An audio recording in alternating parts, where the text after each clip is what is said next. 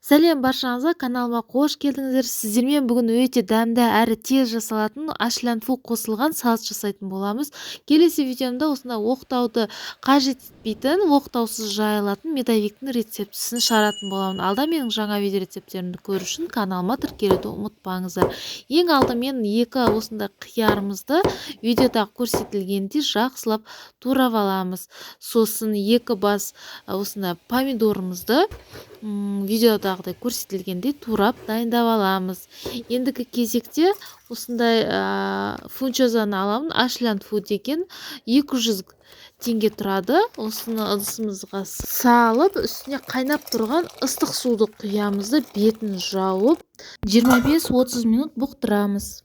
Ендігі кезекте осындай таза етімізді пышақтың көмегімен қиғаштап, шыға етіп майдалап турап аламыз да қызып тұрған майымызға кішкене қуырып, осыны 2 ас қасық соевый соусымызды құямыз да, егер тез піссін, әдемі піссін десеңіздер, осында кішкене су құйып бұқтырып қоясыздар бетін жауып. Ендігі кезекте осындай сарымсағымызды саламыз. Егер сарымсақты етпен де қуыруға болады.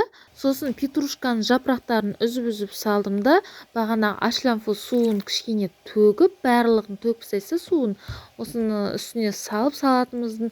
Ендігі кезекте бағана қуырылған етімізді маймен бірге салып, үстіне осыны чемчемді для фунчозы дегенін аласыздар. Осының барлығын құйып, жақсылап араластырамыз. Ендігі кезекте үстіне татымына қарай осыны соевый соус кішкене 2 ас қасық құямыз да, сосын қара бұршымызды кішкене сеуіп, жақсылап араластырып, осымен біздің салатымыз дайын болды.